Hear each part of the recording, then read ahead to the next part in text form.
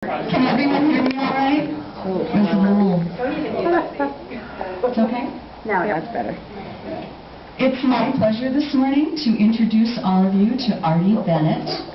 He was the youngest at about age 13 to originate and sell a crossword puzzle to the New York Times. He went on to sell several dailies and 2 large Sunday puzzles to the Times before he began college. He says it's been downhill ever since. He is currently the executive copy editor for a children's book publisher, and he writes a little on the side.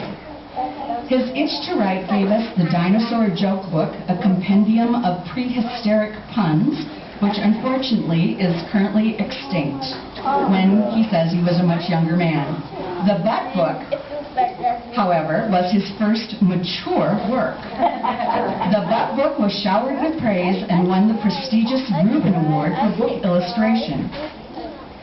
It seems appropriate that I was asked to introduce Artie today. This very week, I worked with a group of incoming freshmen at Penn State. I was teaching them how to use the electronic card catalog, and because I remember the days when it wasn't electronic, it's always in my brain to say electronic card catalog. And I was showing them that by adding a wild card like a $sign to the end of a root word, that you could find more related titles. Of course, the subject I was using for the search for children's books was poop. By adding a $sign to the end of the word poop in a catalog search, you will get hits that include titles that have words like poops, pooped, pooping in the title. And now that I've ordered Artie's second picture book, students are now going to find and enjoy Poopendous when they put that $sign on the end of poop in a catalog search. Poopendous has already been picked up with some great notices, including this one in the Huffington Post. For anyone who loved the Butt Book, you must immediately go and buy Artie Bennett's follow-up, Poopendous. It appears there is no topic that Mr. Bennett can't make fun and educational. As the book says, it includes the inside scoop on every type and use of poop. So please join me in welcoming Artie Bennett.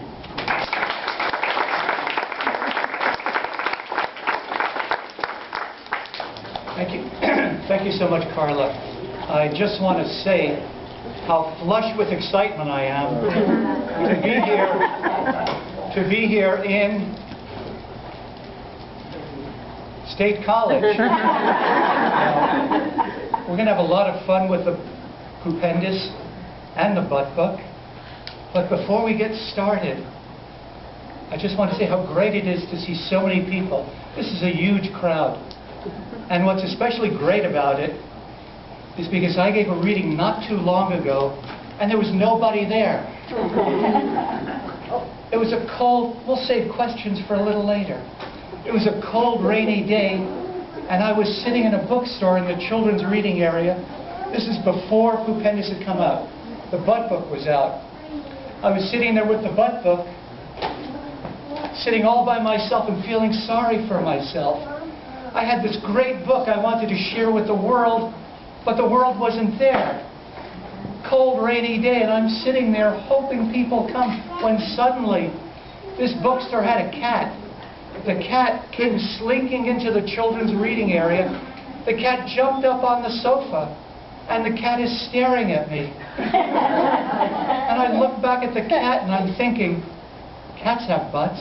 I'm going to read the Butt Book to the cat.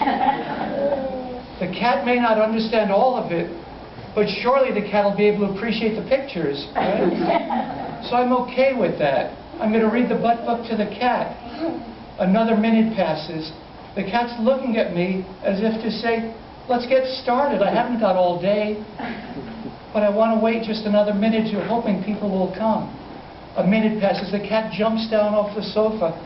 The cat leaves the children's reading area, and I'm left all alone again, and I get real sad again. But then it dawns on me, you know, it's a good thing the cat left before the reading started than in the middle of the reading, because then I'd really feel bad. But it had a happy ending. The sun came out, families came, kids came, and we had a great reading. Poopendous by Artie Bennett. This is a dedication. I dedicated this book to Dr. Seuss. I dedicated to Dr. Seuss, my muse.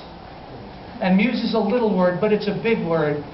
And a lot of kids don't know that word. And a muse is an inspiration, someone who makes you better than you are, which is, bless you, which is what Dr. Seuss did for me. I loved Dr. Seuss as a kid, and I read as much of him as I could.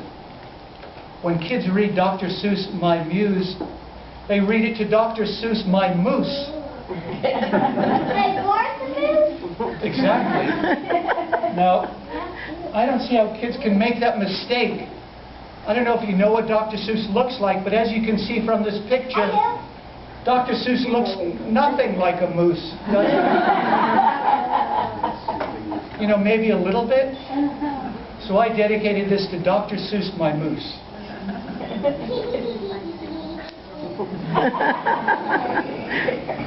Very good. You'll have to come with me.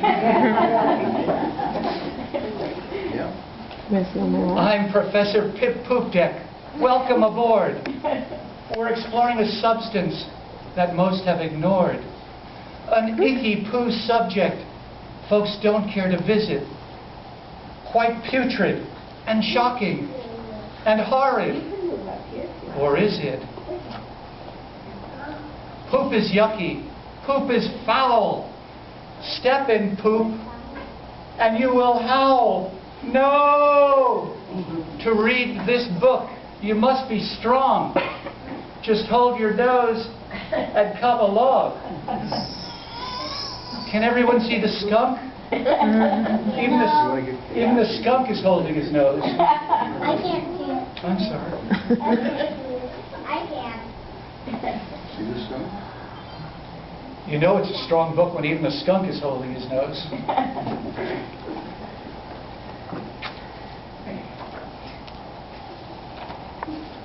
Everyone poops. Yes, it's true. From aardvarks to the humped zebu. And every creature in between. It's simply part of life's routine. Can everyone see the octopus? Yeah. Yes. Now tell me, they go through a lot of toilet paper, don't they? At one of my readings, somebody said, oh, they have to shop in those big box stores.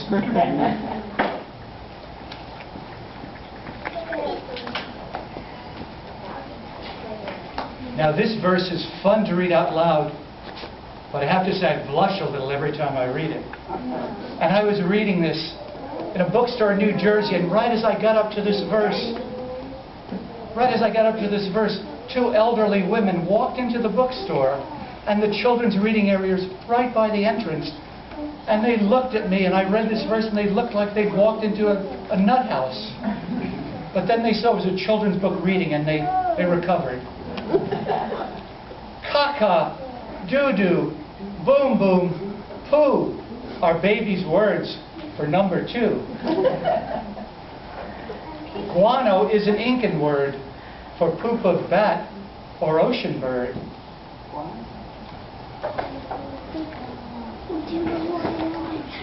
This is a fun one. Poop from critters is called dung, and monkey dung is sometimes flung. Monkeys fling when under stress. It helps the monkey decompress. So if a monkey aims at you, duck behind a friend or two. So I read this recently and my illustrator was there, but I changed the verse to duck behind an illustrator or two. And I hid behind Mike Moran. Your dog may bark to drop a clue. She needs to do her doggy-do. Allison. Now poop pops up in many styles, from fly specks to great hippo piles. You don't want to step in a hippo pile. That way he's a hippo all the time. Rabbit pellets, raccoon tubes, owl whitewash and wombat cubes. Camel poop is desert dry. Wet poop comes from birds on high. a thought to fill us all with dread. Oh, will that bird poop on my head?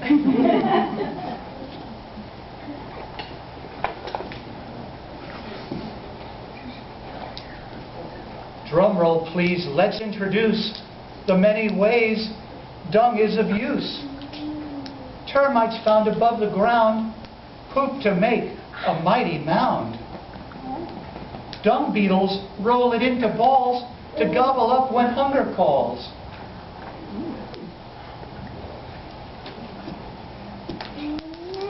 Did somebody say yum?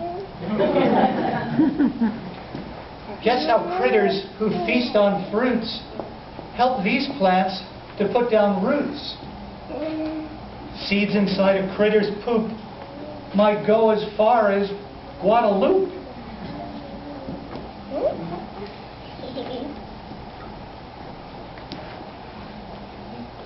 Now this verse is helpful if you do any hiking.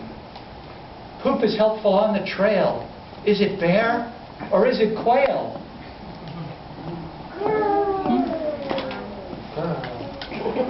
Some use poop to mark their scent and let them know which way they went. Or poop deposits may convey, this is my turf, stay away.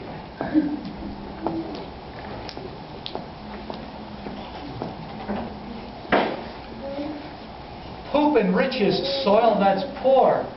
Grow umpteen beans and greens galore. If your crops are small and fewer, hey farmer, have you tried manure?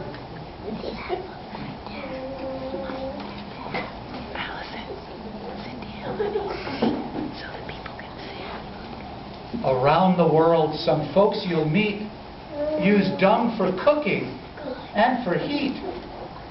The Mongol yurt, a native shack, is often sealed with dung of yak. I had a reading recently, a little boy yelled out, "Yak! Yuck!"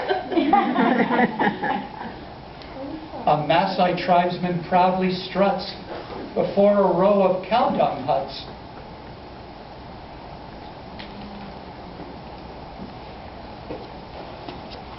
Now this is interesting. If you go to places like Alaska or parts of Maine, they have a whole cottage industry based around moose poop. Now moose poop are, it looks like rabbit poop, but it's pellet sized, but a little bigger. And they make the strangest things and sell them to tourists like us. They have moose poop swizzle sticks, moose poop soap. That doesn't make any sense.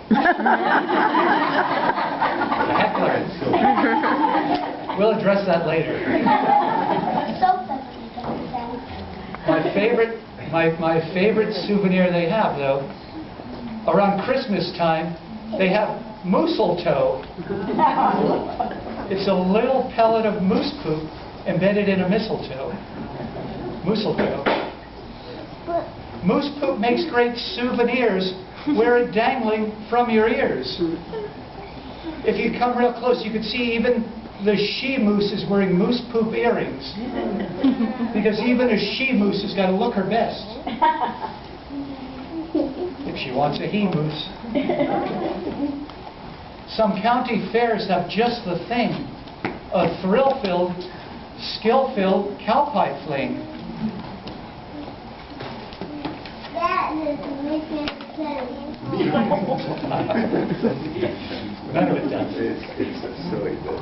Now you have the inside scoop on every type and use of poop. Not merely gross, revolting, vile. Yes, poop can surely be worthwhile. Why should such wondrous stuff offend us?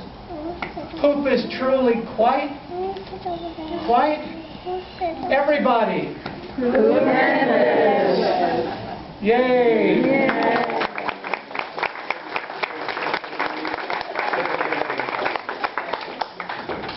Now that was a lot of fun. Because everyone was so good, we're going to read the butt book.